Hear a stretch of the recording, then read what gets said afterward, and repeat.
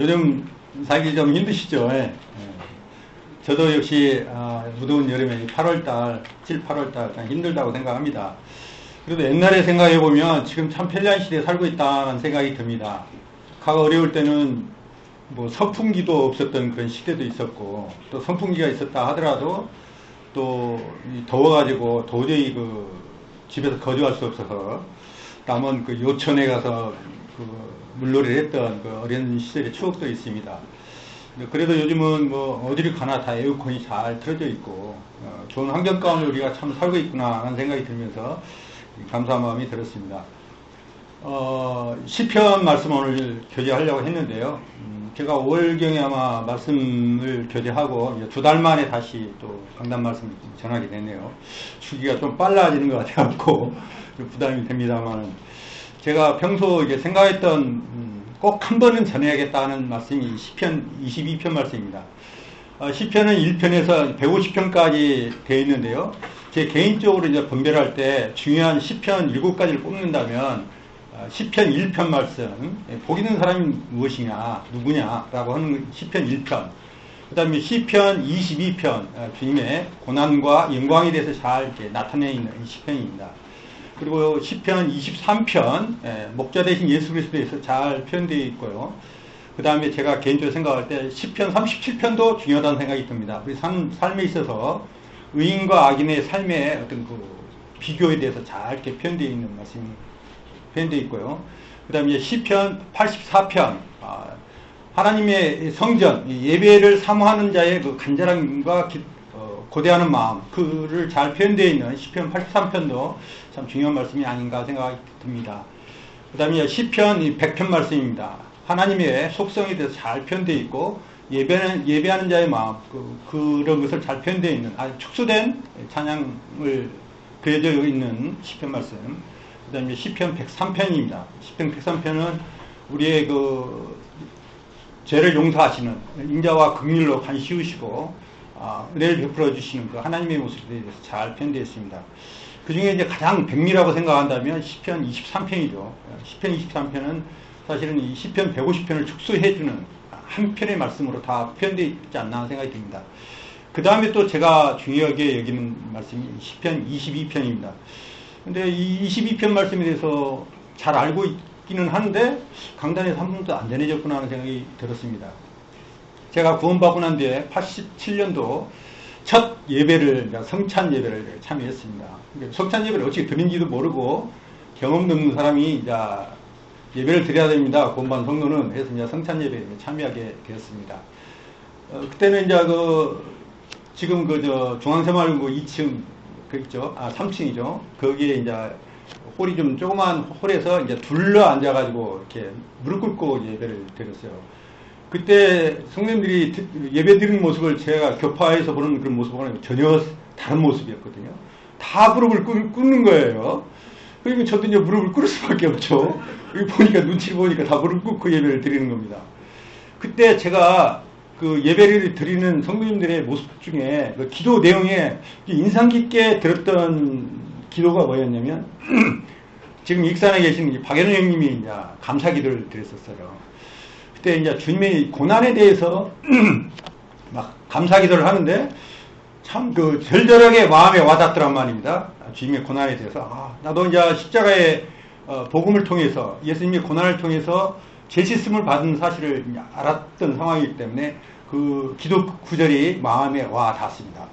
그리고 이제 그 말씀, 그 기도가 그냥 일상적인 자기 본인의 표현이라고 생각했는데, 성경을 쭉 읽어보니까 이 시편 22편에 있는 말씀들을 축소해서 이렇게 감사하는 내용이 기억이 났습니다. 그래서 시편 22편을 제가 이제 예배를 드릴 때마다 한 번씩 이렇게 읽고 나오는 경우가 많습니다. 그리고 이 시편 22편을 통해서 마음이 이렇게 녹아내리기도 하고, 또 주님의 어떤 고난을 통해서 감사하는 마음이 이렇게 샘솟아서 시편 20편을 한번 언제 교제를 해야겠다라고 생각을 했는데, 막상 교제를 하려고 하니까 쉽지가 않은 내용이에요. 왜냐하면 너무나 잘 알고 있는 내용이고, 이것을 정리를 해 나가는 과정에서도 좀 뭔가 부족해 보여서 제가 이게 미뤘던 말씀 중에 한 말씀이었는데, 오늘 드디어 몇십 년 만에 생각했던 말씀을 교제할까 합니다.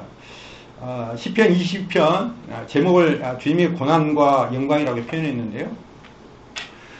성도들도 너무나 잘 알고 계시는 이 메시아 시편입니다. 메시아, 예수 그리스도를 잘 나타내주고 있는 시편이라는 것입니다. 그리고 주님의 고난과 승리의 영광이 기록된 대표적인 이 성경인 관계로 이 언급을 한번 해줘야 할 시편이라고 생각이 들었고, 그래서 오늘 말씀 주제로 선택했던 것입니다. 이 말씀을 묵상할 때마다 종종 제 마음이 아려오는 것을 느끼고 했던 그런 말씀인데요. 왜냐하면 주님의 생애가 너무나 잘 기록되어 있는 그런 말씀이기 때문에 그렇습니다. 특히 이제 시편 22편 6절 말씀을 묵상할 때마다 예배할 때 마음이 감동이 되었고, 또 감사를 드리게 될 때 많았던 것을 고백합니다. 사실 이 주님의 생애는 고난으로부터 시작해서 고난으로 맞춰진 삶이었습니다. 시편 22편은 다윗의 시죠. 또 주님 오시기 전 약 1000년 전에 기록된 말씀입니다. 근데 구약에서 이사야 53장과 더불어서 주님에 대해서, 주님이 오시기 전이죠, 주님에 대해서 가장 정확하고 상세하게 기록되어 있는 대표적인 메시아 시편 말씀인 것 같은 생각이 들었습니다. 이 시편은 사실 다윗의 개인의 체험을 바탕으로 해서 쓴 시입니다. 동시에 또 메시아의 어떤 고난의 체험을 예언적으로 기록하고 있었기 때문에 시편 22편을 많은 성경학자들이 뭐라고 표현을 하냐면 메시아 순환의 시 이렇게 표현하고 있고요. 또 한편으로는 십자가의 노래라고 이렇게 표현하고 있습니다. 시편 22편에서 우리가 가장 특히 주목해야 할 것은 참 사람이 되신 하나님이 영원하신 외아되는 예수 그리스도의 성육신과 십자가의 영광을 표현하고 있습니다. 전지전능하신 하나님께서 죄인을 구속하시기 위하여 십자가에서 피를 흘리시고 죽으셨습니다.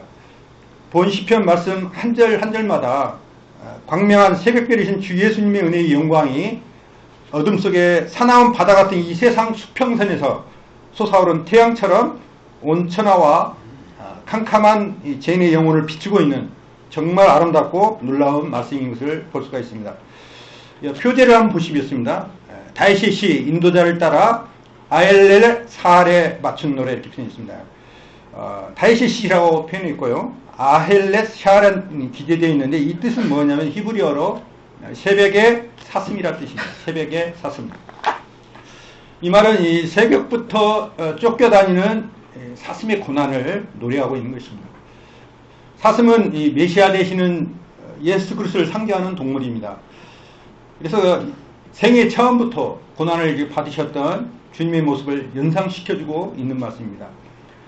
실제로 주님은 이사야 선지자가 예언한 대로 이 고난의 종으로서 탄생하실 때부터 운명하실 때까지 전 생애가 고난의 생애였던 것입니다. 태어나자마자 헤롯 왕이 2살 미만의 모든 아이를 죽이라는 명령을 했죠. 그래서 예수님은 참 좋은 환경 가운데서 태어나신 것이 아니라 또 애굽을 땅을 이렇게 피해서 피난을 떠날 수밖에 없었고 떡집이라고 불리는 이 베들레헴의 마국간에서 동물이 태어나는 말 먹잇간에 태어나셨습니다.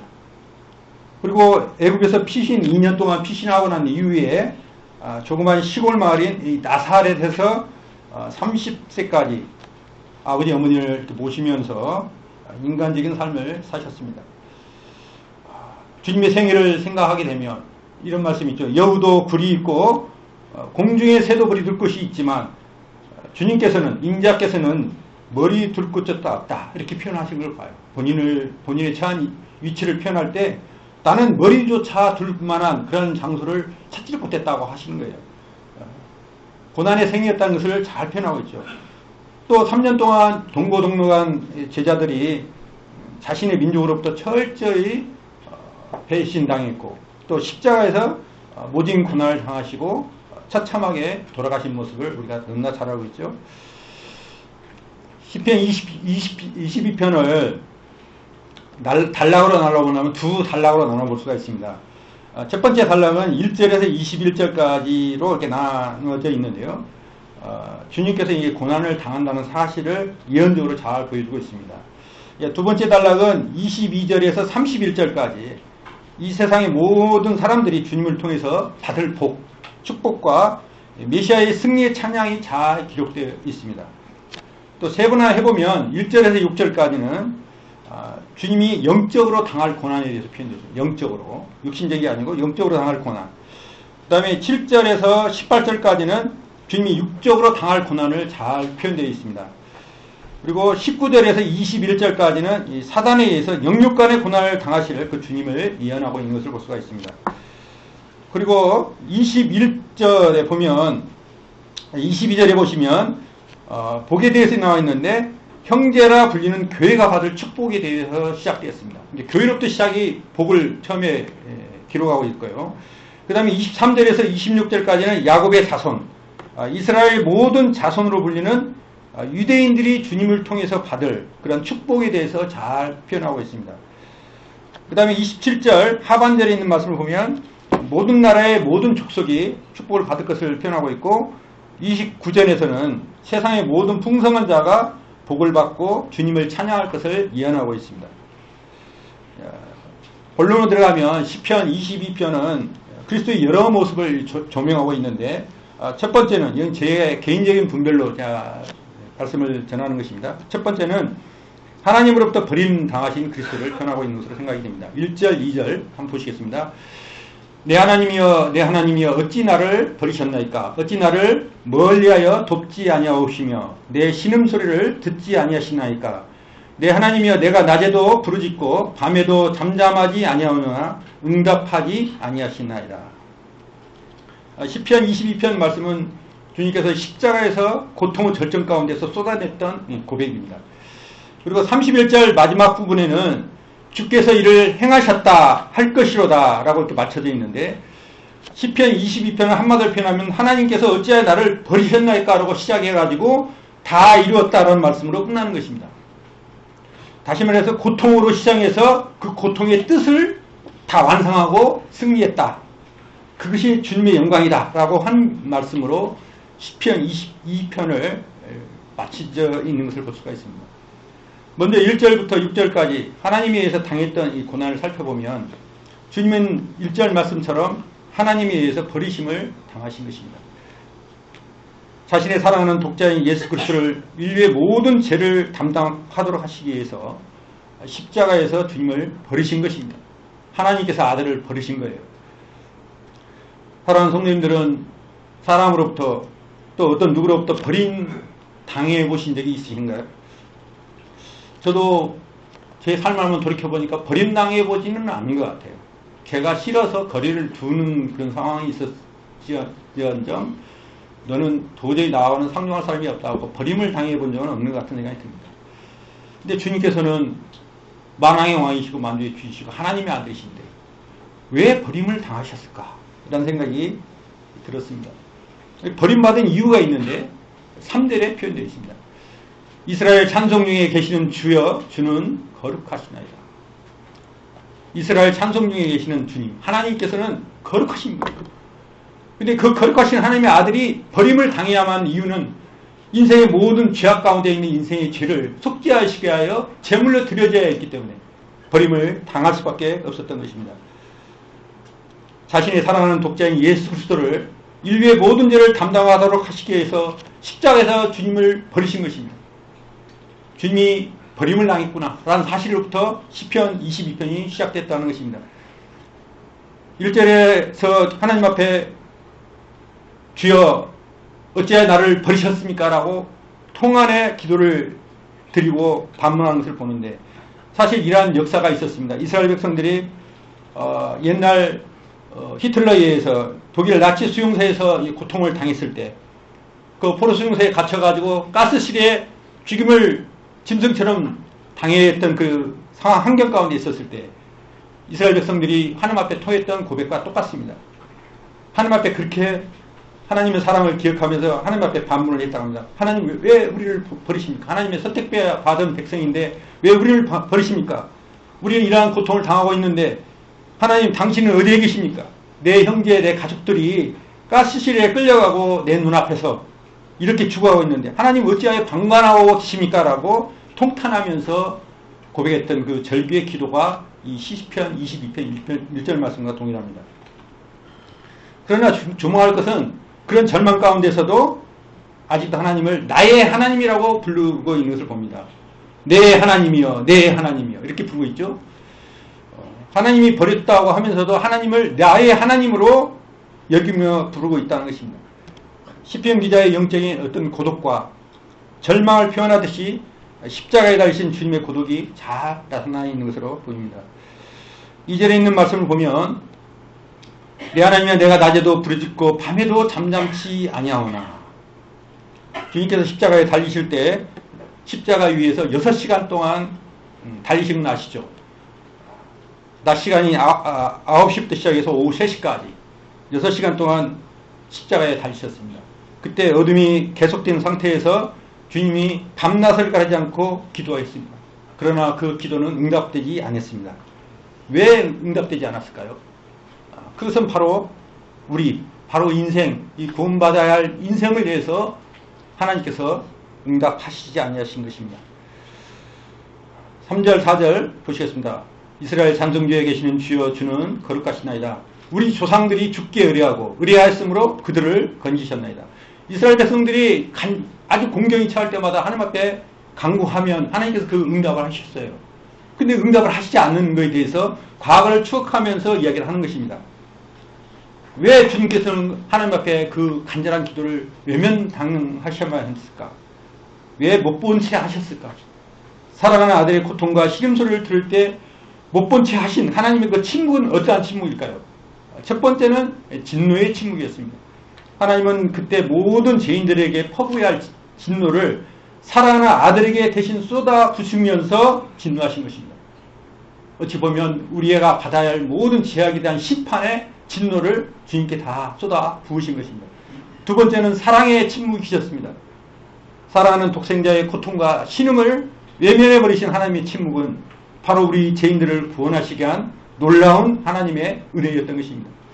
만약 예수님의 고통과 신음소리를 들으시고 하나님께서 아들을 구원하시기 위해 어떤 행동을 하셨다면 우리는 다 지옥 가는 것이죠. 하나님은 그 아들에 대한 침묵 가운데서, 그 고통의 침묵 가운데서 우리를 구원하시기 위한 큰 작업을 하신 것이죠. 아프리카 선교사 리빙스톤이 16년 만에 안식년을 가지고 고향 스코틀랜드에 이제 돌아와서 글라스고라는 대학에서 이 강연을 했었습니다. 그는 16년간 선교를 하면서 27번의 무서운 열병을 겪었습니다. 그리고 팔 하나가 사자에 물려서 축 늘어져 있는 상황이었습니다. 그는 학생들에게 말했습니다. 뭐라고 얘기했냐? 내가 고통과 고생과 고독을 어떻게 견딜 수 있었는지 아십니까? 라고 물었습니다. 그때 물었어요, 학생들이. 어떻게 그러한 과정 가운데서도 버티면서 선교를 하셨습니까? 라고 물으니까 그가 한마디 한 것이 이렇게 표현했습니다. 리빙스턴이 주님의 약속, 볼지어다 내가 세상 끝날까지 너희와 함께 있으리라. 볼지어다 내가 세상 끝날 때까지 너와 함께 하겠다. 라는 그 하나님의 말씀, 그 약속의 말씀을 붙잡고 있었기에 내가 그것을 고난을 감당할 수 있었다고 표현하고 있는 것을 봅니다. 두 번째는 6절 8절 보시겠습니다. 나는 벌레요 사람이 아니라 사람의 비방거리요 백성의 조롱거리이다. 나를 보는 자는 다 나를 비웃으며 입술을 삐죽거리고 머리를 흔들며 말하되 그가 여호와께 의탁하니 구원하실 걸 그를 기뻐하시니 건지실 걸 하나이다. 6절에 보면 나는 미물과 같은 벌레라고 표현하고 있는 겁니다. 나는 사람도 아니다. 주님이 사람조차도 되지 못했다고. 벌레처럼 취급을 당하셨다고 표현하고 있는 것입니다. 사람의 비방거리가 되었고 백성의 조롱거리가 되었다고 말씀하고 있는 것입니다. 벌레를 으깨면 진홍색 액체가 나온다고 합니다. 그래서 거기서 피와 물이 나오는데요. 이스라엘 백성들이 고급 염료, 고급 옷에 염료로 사용했대요. 이 벌레를 으깨서 그 진홍빛, 그 핏빛 나는 그것을 옷감으로 이렇게 사용했는데요. 주님이 마치 그 진홍빛 액체의 염료처럼 으깨질 때는 으깨지는 그 벌레처럼 십자가에서 우리 모든 죄를 담당하시기 위하여 물과 피를 다 쏟으신 것입니다. 7절에서 입술을 삐죽이며 머리를 흔들며 비웃는 모습을 기록하고 있는데요. 또 8절에서는 여호와께 의탁하니 구원하실 걸 그를 기뻐하시니 구원하실 걸 하며 조롱하는 모습의 극치를 보여줍니다. 실제 주님은 사복음서에서 채찍으로 주님을 때리고 머리에 가시면류관을 씌우고 갈대를 홀이라고 만들어서 유대인 왕 예수라는 제패를 붙여놓고 조롱을 당하심으로써 문자적으로 성취가 되었던 것입니다. 이 말씀이 그리스도의 고난은 그분을 경멸하고 또 등을 돌리는 사람들의 자세와 더불어 시작되는 것입니다. 여기서 조롱받고 사람들에 의해서 비웃음을 당하고 있는 주님의 고통을 보십시오. 그는 하나님 앞에 버림을 받았을 뿐만 아니라 사람에게도 버림을 당한 것입니다. 혹 주님 때문에 우리가 핍박을 당하고 때로는 오해를 당하고 또 억울한 일을 당하는 그런 성도님들이 계시다면 나는 벌레요 나는 사람이 아니다 라고 하신 주님의 말씀을 깊이 묵상하시고 위로를 받으시기 바랍니다. 세 번째는 9절 10절 인자 되신 그리스도를 표현하고 있습니다. 내가 날 때부터 주께 맡긴 바 되었고 모태에서부터 나올 때부터 주는 나의 하나님이 되셨나이다. 나를 멀리하지 마옵소서. 환난이 가까우나 도울 자 없나이다. 9절 10절에서는 인생의 한 분으로 헤아림을 받을 것을 표현하고 있고 또 하나님의 돌보심에 완전히 맡겨지신 그리스도를 표현하고 있습니다. 하나님께서는 본체시잖아요. 예수님은 하나님의 본체시지만 자기를 비워 종의 형체를 가져서 사람들과 같이 되었고 또 죽기까지 복종하신 이 겸손의 본을 보여주신 인자 되신 주님을 보여주고 있는 것입니다. 이사야서 50장 4절 5절에서는 아버지 말씀을 듣기 위하여 아버지를 의지하는 분으로 표현하고 있는 것을 봅니다. 네 번째는 12, 13절에 나와 있는 것처럼 바산에 힘센 소들과 찢고 부르짖는 사자들로부터 고통당하신 그리스도를 표현하고 있습니다. 12절 보시겠습니다. 많은 황소가 나를 에워싸며 바산에 힘센 소들이 나를 둘러쌌으며 내게 그 입을 벌림이 찢으며 부르짖는 사자 같으니이다. 요단 동편에 있는 이 바산 지방은 풍부한 목초지였습니다. 목동들이 좋아하는 장소이죠. 풀을 먹일 수 있는 아주 목초지가 큰 그런 평야로 되어 있는데요. 근데 이게 흉포한 황소나 또 사자 같은 강한 짐승들이 살기 좋은 어떤 환경이었습니다. 풀이 많으면 소가 많이 키우니까 그 소를 잡아먹기 위해서 사자나 이런 강한 짐승들이 있겠죠. 아모스는 사치를 즐기는 이스라엘 백성들을 가리켜서 아모스 4장 1절에 바산의 암소라고 이렇게 표현하고 있습니다. 그러니까 사치를 즐기는 이스라엘의 백성들을 가리킬 때 바산의 암소 이렇게 표현하고 있는데요. 시편에서 바산의 황소와 찢고 부르짖는 사자를 언급한 것은 이스라엘 백성들이 어린 양 대신 주님을 대할 때 바산의 환석처럼 찢고 부르짖는 사자처럼 덮치고 덤벼들었다는 것을 상징하고 있는 것입니다. 크고 아름다우면서 흉포한 황소, 이것은 힘과 교만과 불경건함의 상징이었습니다. 바산의 힘센 소는 사치를 사랑하고 또 경건치 않던 이스라엘의 지도자와 관원을 상징하고 있는 모습입니다. 그리고 사자는 이 백수의 왕이잖아요. 유대인들이 대제사장들과 서기관들과 바리새인을 상징하고 있는 거예요. 백수의 왕처럼 이스라엘을 정신적으로 통치하는 사람들, 이걸 사자로 표현하고 있는데 그 사자들이 주님을 덮치고 덤벼들었다는 것입니다. 다섯 번째는 14절 15절 보겠습니다. 나는 물같이 쏟아졌으며 내 모든 뼈는 어그러졌으며 내 마음은 밀랍 같아서 내 속에서 녹았으며 내 힘이 말라 질긋 족각 같고 내 혀가 입천장에 붙었나이다. 주께서 또 나를 죽음의 진토 위에 두셨나이다. 극심한 고난을 당하신 그리스도를 보여주고 있습니다. 잔인한 십자가의 고통에서 신체는 조각조각 분해되어 가고 있었고 또 기력과 마음은 쇠잔해 가고 있는 그러한 탈진과 쇠약을 표현해주고 있는데요. 피를 흘리는 삶에서 가장 큰 고통은 뭐냐면 목마름의 고통입니다. 주님 역시 십자가에서 매를 맞고 곧 양손 양발에 못자국이 찔리고 머리에 가시면을 쓸 때 피를 흘리셨잖아요. 가장 극심한 고통이 목마르다고 했는데 이 목마르다고 하는 그 고통이 주님께도 동일하게 임했다는 것입니다. 주님이 육신의 고통으로 말미암아 말씀하실 뿐만 아니라 성경으로 응하게 하시기 위해서 그렇게 목마르다 한 거예요.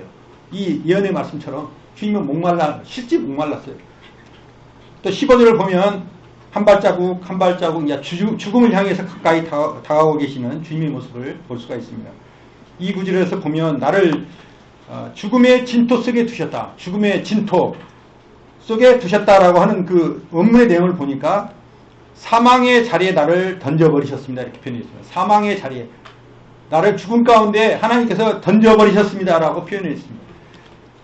죽음을 향해서 가까이 가고 있는 주님의 그 간절한 고통이 호소되어 있는 표현인 거예요. 그 14절, 15절 보시면 정확하게 주님께서 당하신 고난과 일치하고 있습니다. 그 오래전에 시편 기자를 통해서 기록한 말씀인데요. 어떻게 이렇게 철저하고 정확하게 자세하게 이렇게 묘사될 수가 있었을까요? 1000년 전에 기록된 성경 말씀이 주님께서 1000년 후에 오셔서 그 이루어질 그 고난의 흔적과 너무 똑같은 거예요. 이 십자가의 고난에 대한 정확한 이해는 십자가에서 주님께서 받으실 고통을 통해 절묘하고도 정확하게 성취되었고 문자적으로 성취되었다는 것입니다. 놀랍지 않습니까? 어떻게 1000년 전에 일어난 일이 예수님을 통해서 그대로 성취가 되었을까? 하나도 틀리지 않고. 성경은 그래서 사실이라는 사실을 볼 수가 있는 거죠. 여섯 번째 16절에서 20절 말씀까지인데요. 개들과 악한 무리의 핍박을 받는 그리스도를 표현하고 있습니다. 16절 읽겠습니다. 개들이 나를 에워쌌으며 악한 무리가 나를 둘러 내 소적을 찔렀나이다. 내가 내 모든 뼈를 셀 수 있나이다. 그들이 나를 주목하여 보고 내 겉옷을 나누고 속옷을 제비 뽑나이다. 여호와여 멀리하지 마옵소서. 나의 힘이시여 속히 나를 도우소서. 내 생명을 칼에서 건지시며 내 유일한 것을 개의 세력에서 구하소서. 성경에서 이 개는요 경멸적으로 사용되는 단어였는데 지금도 우리가 개가 참 좋은 동물인데 왜 욕설이다 붙였나 모르겠어요. 이 개를 쓰면 사람들이 아주 비하한다는 생각이 들잖아요. 근데 이 말이 왜냐면 성경에서 이방인들을 지칭할 때 쓰는 표현이에요. 개라는 표현이. 개들과 악한 무리라는 것은 율법이 없는 이방인들, 로마 군인들로부터 십자가의 형벌을 받는 모습을 보여주고 있는 것입니다. 우리가 약속의 언약에 대해서는 외인이요 이방인이요 개 같은 자라고 하나님께서 표현하고 있는데 주님을 십자가에 못 박은 로마 군인들처럼 하나님의 사랑을 받을 만한 그 어떤 조건도 없는 이방인들을 향해서 개라고 표현하고 있는 것입니다. 근데 16절을 보시니까 주님께서 십자가에 받으신 손과 발의 고통과 정확하게 일치하고 있습니다. 16절을 보시겠습니다.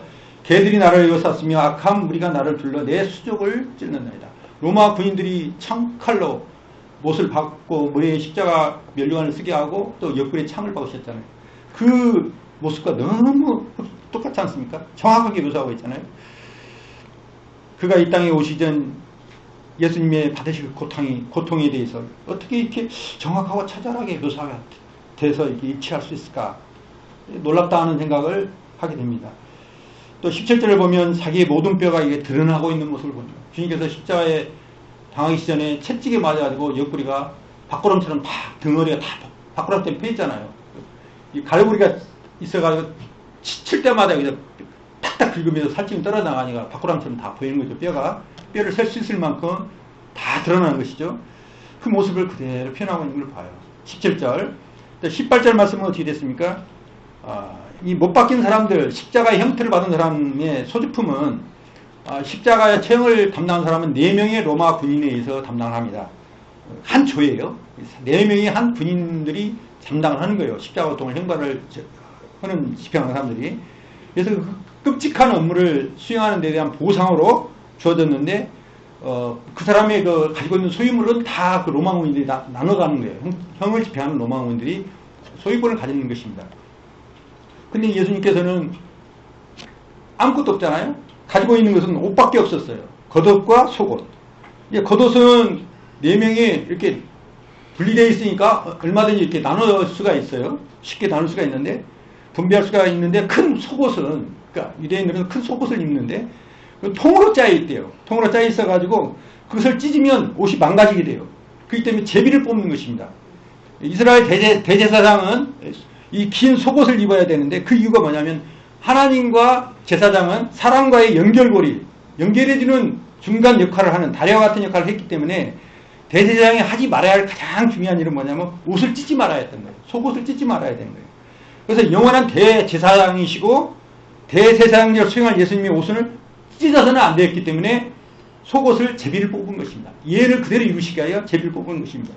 주님이 십자가에 매달리실 때 그 아래에서 마지막 남은 그의 속옷, 그것을 제비 뽑아가지고 한 병사가 제비를 뽑아서 가져가는 것을 볼 수가 있습니다. 그 요한복음 19장에 표현되어 있는데요. 그대로 성취된 것입니다. 성 어거스틴이라는 그 유명한 성자가 있는데요. 그 사람이 고통에 대해서 표현하여 이렇게 표현했습니다. 고통이란 술을 놓은 천을 보는 것 같아서 천의 뒷면을 보면 많은 색깔의 실이 무질서하게 얽혀 있어 보기에는 나쁘다. 그러나 고통을 괴로움이나 부조리로 보는 것은 뒷면만 보기 때문입니다. 천의 앞면을 본다면 혼란하던 실들의 형태와 색채가 아름답게 조화되어 있음을 발견하게 될 것이다 라고 이렇게 표현하고 있습니다. 하나님의 부르심에 응답하여 사는 사람은, 하나님의 부르심에 응답하여 사는 구원받은 성도들은 어떤 현재의 고통이나 어려운 여건만 보지 말고 그 뒷면에 계시는 하나님이 준비하고 계신 아름다운 내일, 섭리를 봐야 한다는 거예요. 이 성 어거스틴이 그렇게 아름다운 시적 표현으로 표현하고 있는 것입니다. 우리는 우리의 주어진 환경만 보고 판단을 하잖아요. 하나님 왜 우리에게 이런 어려운 일을 허락하셨죠? 라고 반문하는데 그 어려움 속에 있는 앞면만 보지 말고 그 뒷면에 하나 계시는 아름답게 준비하고 계신 하나님의 내일과 섭리를 기억해야 한다고 표현하고 있는 것을 볼 수가 있습니다. 다음에 7번째는 19절 보시겠습니다. 19절에서 31절까지 본절 끝까지 부활하시고 높임을 받으신 그리스도를 보여주고 있습니다. 19절 여호와여 멀리하지 마옵소서. 나의 힘이시여 속히 나를 도우소서. 내 생명을 칼에서 건지시며 내 유리한 것을 개의 세력에 구하소서. 나를 사자 입에서 구하소서. 주께서 내게 응답하시고 들소의 뿔에서 번호하셨나이다. 내가 주의 이름을 형제에게 선포하고 회중 가운데 주를 찬송하리이다. 여호와를 두려워하는 너희여 그를 찬송할지어다. 야곱의 모든 자손이여 그에게 영광을 돌릴지어다. 너희 이스라엘 모든 자손이여 그를 경외할지어다. 그는 공용한 자의 권고를 멸시하거나 싫어하지 아니하시며 그의 얼굴을 그에게서 숨기지 아니하시고 그가 울부짖을 때에 들으셨도다. 큰 회중 가운데서 나의 찬송은 주께로부터 온 것이니 주를 경외하는 자 앞에서 나의 소원을 갚으리이다. 겸손한 자는 먹고 배부를 것이며 여호와를 찾는 자는 그를 찬송할 것이라. 너희 마음은 영원히 살지어다. 땅의 모든 끝이 여호와를 기억하고 돌아오며 모든 나라의 모든 족속이 주 앞에 예배하리니 나라는 여호와 것이요 여호와는 모든 나라의 주제이시미로다.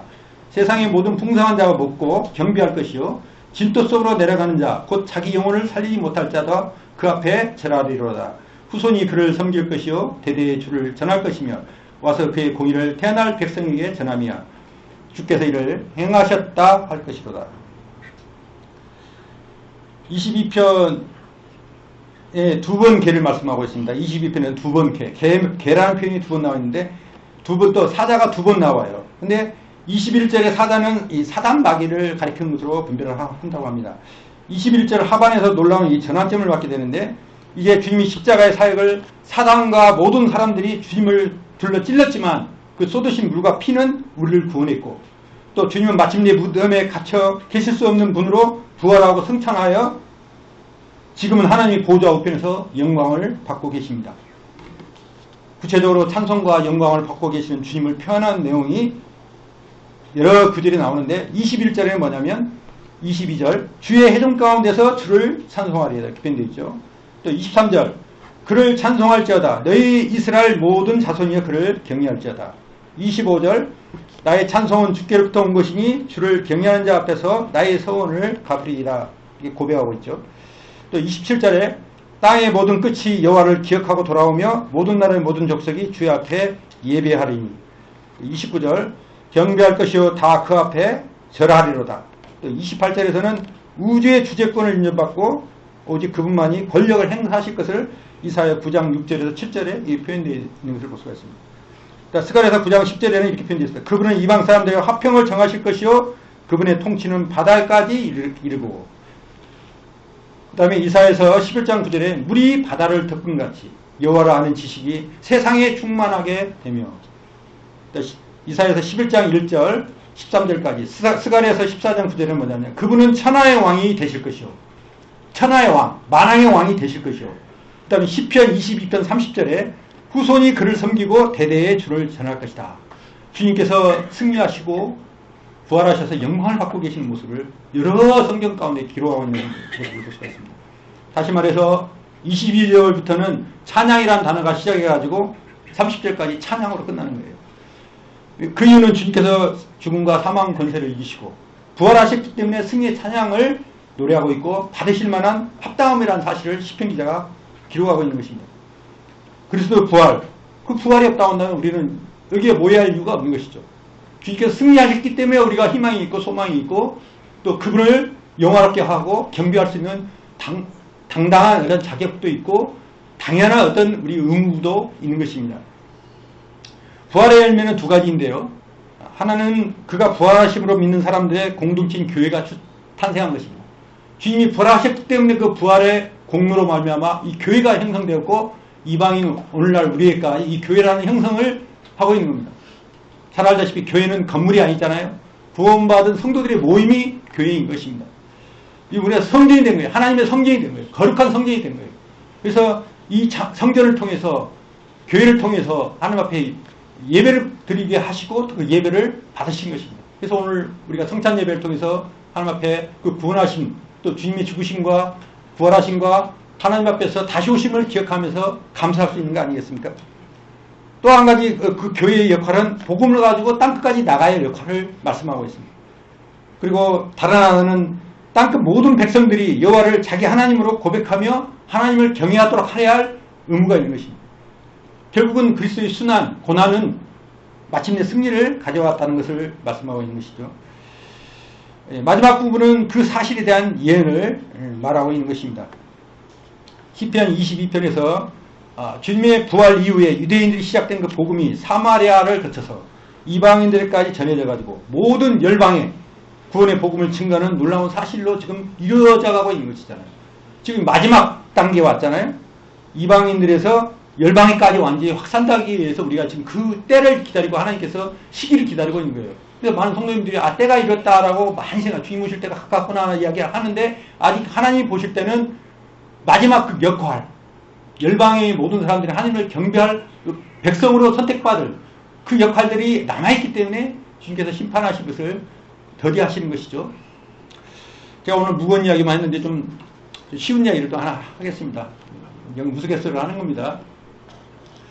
제가 아침에 새벽에 운동을 요즘 과거에는 좀 했는데 좀 안 해요.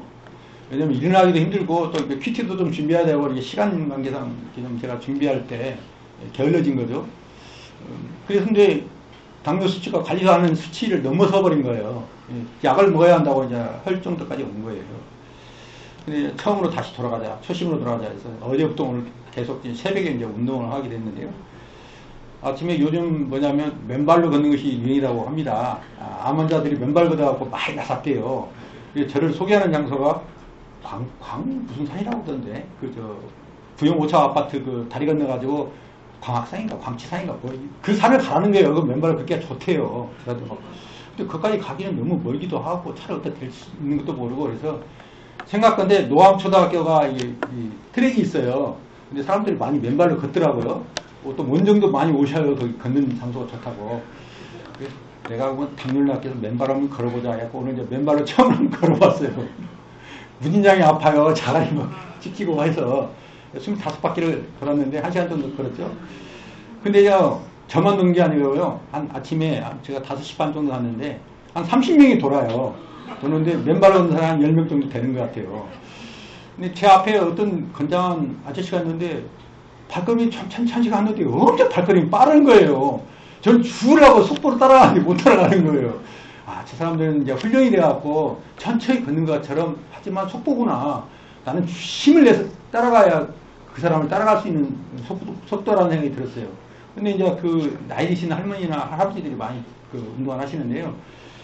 내가 좀 충격받은 게 뭐냐면 이렇게 그 휠체어 있잖아요. 이렇게 미는 거. 그걸 믿고 운동을 하시더라고요. 넘어오시는 할머니인데요. 그렇게 자기 인생 관리를 위해서, 지린 건강 관리를 위해서 투자하는 거예요. 어떤 저희 같은 나이에 살고 있는 그 모친이 뭐라고 하시냐면 내가 새벽에 운동하는 것은 내가 오래 살기 위해서 운동하는 거 아니야. 그러더라고요. 그 사람한테. 그래서 왜 운동하는 거냐고 이제 옆에서 물어보니까 내가 걸을 수 있도록 하기 위해서 운동을 안 하면 걷지 못할 상태로 이건 다리가 안 좋다는 거죠. 그래서 이거 근육을 단련하게 되면 이제 잘 움직일 수가 있으니까 운동을 한다고 하는 거예요. 그러면서 제가 한 가지 깨닫는 게 있네요. 뭐냐? 우리가 육신의 건강함을 위해서도 투자하고 시간을 노력해야만 가능한 거예요. 그렇죠? 그래야 건강을 유지하는 거예요. 약만 가지고 해결되는 게 아니다는 얘기죠. 그만큼 절제된 생활과 운동도 병행해서 투자를 해야만 건강을 유지할 수가 있는 것입니다. 가만히 기도만 한다고 건강해지는 게 아니다는 얘기예요. 근데 나는 영적인 것을 위해서 무엇을 투자하고 사는가? 육적인 것을 유지하기 위해서 매일 새벽에 1시간 이상 자기 나름대로 관리하는 사람들이 꾸준하게 하는 사람들도 이렇게 널려 있는데, 우리가 영적인 것, 정말 중요한 것은 육보다 영인데, 우리 영을 위해서 우리가 그렇게 많은 시간을 투자해서 하나님과 교제하고 말씀을 묵상하고 내 삶에 적용해서 살 수 있는가라는 생각이 들었어요. 이게 조금 제가 영적으로 좀 좋아지다 보니까 어떤 현상이 생기냐면, 사람부터 오는 시험들이 굉장히 많이 생겼어요. 저희 지금 제가 간증을 다 이제 할 수가 없는데 3가지 어려운 일이 터졌었어요. 그래가지고 그 일 때문에 제가 심령이 굉장히 안 좋아가지고 불편하기도 하고 지금도 지금 진행되는 과정 중에 있는데요. 그러면서 생각이 드는 게 뭐냐면, 나의 하루하루의 삶, 이 삶 가운데서 하나님께서 은혜 베푸시어 주시고 인도해 주시기 때문에 우리가 평상적인 평강의 생활을 할 수가 있는 것이지, 우리 영적으로도 주님 앞에서 주님을 바라보지 않고 살면 우리 삶이 엉망으로 어려워질 수 있겠구나 하는 생각이 자꾸 들었습니다. 그래서 오늘 말씀을 이렇게, 사실 이 시편 22편 말씀은 이론적으로만 되어 있는 말씀이라 좀 딱딱하고 듣기 힘들어서 제가 그냥 약간 이렇게 바깔나게 하려고 제 사적인 이야기를 좀 했습니다. 결론을 다시 들어가겠습니다. 시편 22편은 유대인들에 의해서, 다윗에 의해서 기록되었죠. 이 말씀이 기록되면서 복음 증거의 결과로 열방들이 복음을 받아들이고 예수 그리스도를 영접하고 또 땅끝에서부터 하나님을 찬양할 그 모습을 이미 예언적 시편을 통해서 우리가 환상적으로 보고 있는 것입니다. 이 성경에 예를 들어 구약만 있었다면 미래에 이루어질 일이었을 텐데, 신약, 구약, 신약이 딱 있어가지고 구약에 있었던 것들이 신약에 이루어졌구나라는 것을 대조하면서 보고 그것이 사실인가를 역사를 통해서 확인할 수가 있는데, 성경 말씀으로도 정확하게 일치하고 있다는 것. 그래서 아직까지 주님을 영접하지 못하고 확신이 없는 분은 이 성경 말씀이 하나님 말씀이고 사실이라는 사실을 이 말씀을 통해서 확인해 보시기를 바랍니다. 이 스펄전 형님께서 이렇게 이야기해서, 우리가 예수를 믿는다는 의미가 무엇일까? 라고 했어요. 우리가 예수님을 믿는다는 의미가 뭐냐?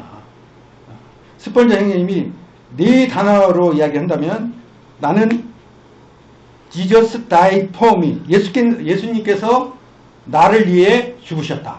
그러니까 우리가 믿음 생활을 한다는가, 믿는다 하는 것을 한편으로 한다면, 예수님께서 나를 위해 죽으셨다. Jesus died for me. 이 4단어로 요약할 수가 있고요. 그럼 3단어로 요약을 하게 되면 어떻게 되냐? Jesus loves me. 예수님께서 나를 사랑하신다. 우리가 예수님을 믿는다 표현은 예수님께서 나를 사랑하신다. 이 3단어로 또 압축할 수가 있고요. 한마디로 줄인다면 뭐냐? 크로스, 십자가.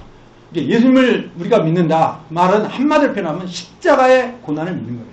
십자가의 고난을 통해서 우리가 완전한 속죄를 이뤘다는 사실을 믿는 겁니다. 그래서 우리 십자가의 기독교 상징이 이 십자가를 사람들이 많이 목에 걸기도 하지만, 교회 머리 위에 십자가의 형틀을, 죄인의 형틀이었지만 그리스도의 십자가의 고난을 상징하는 상징적인 물건으로 십자가를 이렇게 달죠. 이게 기독교의 핵심 진리인 거예요. 그리스도의 십자가 죽으심, 이것이 기독교의 핵심 진리인 거예요. 이거 아니면 이 성경의 핵심이 다 빠져버리는 거예요. 그래서 십자가의 복음, 예수 그리스도의 십자가의 복음을 빠져버리는, 주님의 고난과 부활을 빠져버리면 그건 가짜 복음이에요. 다 사이비 종교라고 보는 것입니다. 기독교라고 해서 다 기독교가 아닌 거예요. 주님의 십자가와 고난, 부활이 빠져버리는 그 복음이 없는 그런 기독교는 기독교가 아니라는 것입니다.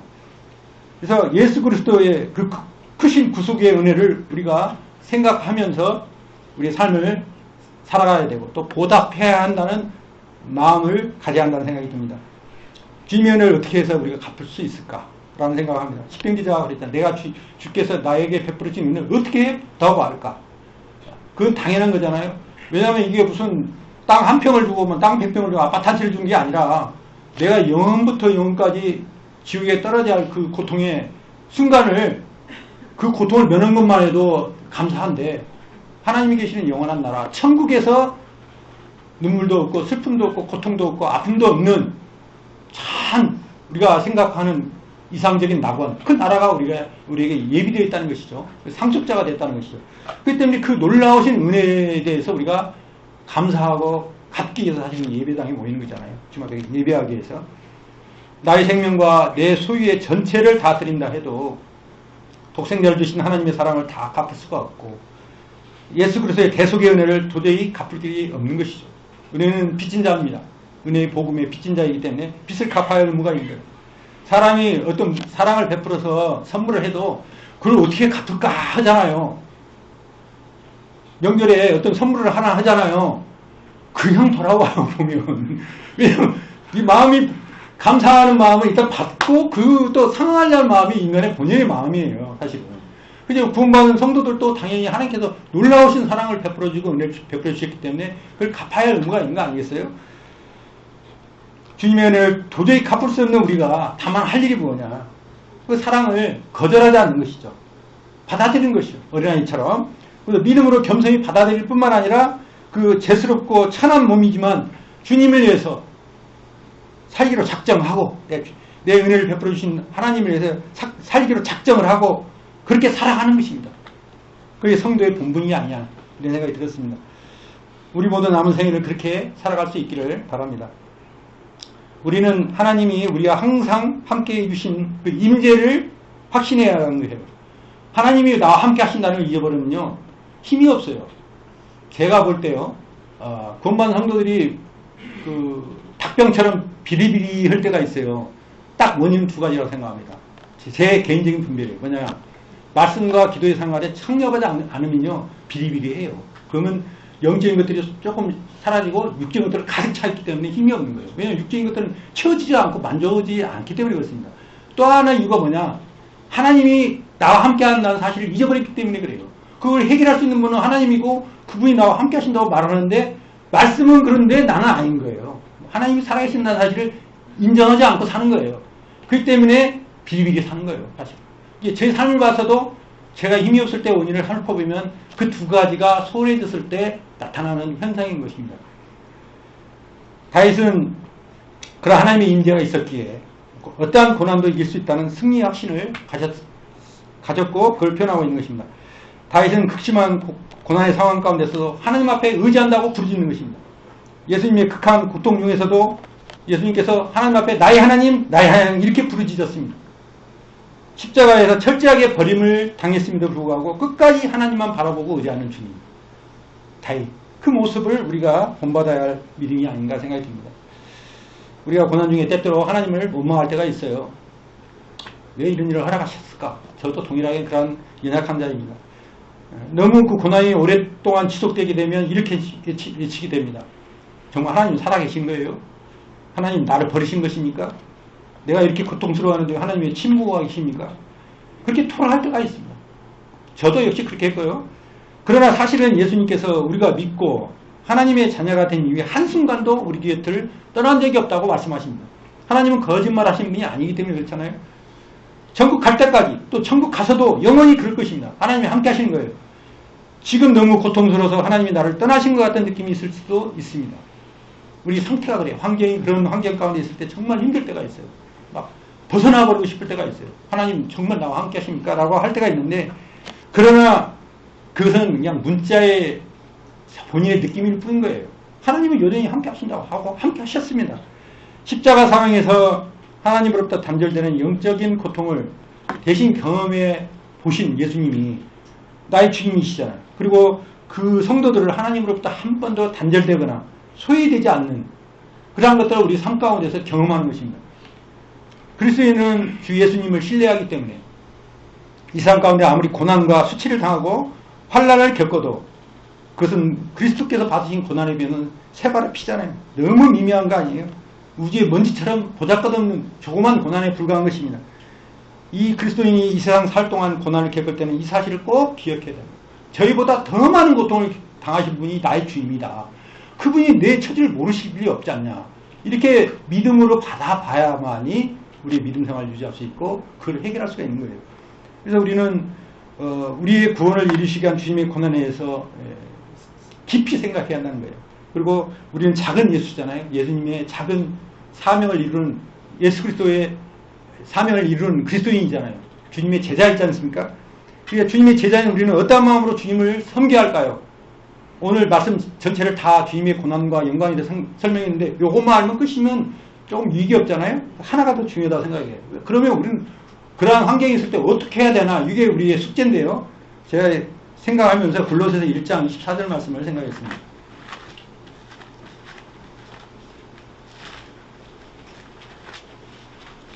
골로새서 1장 24절 25절 말씀, 오늘 말씀이 아마 결론이 아닌가 생각이 듭니다.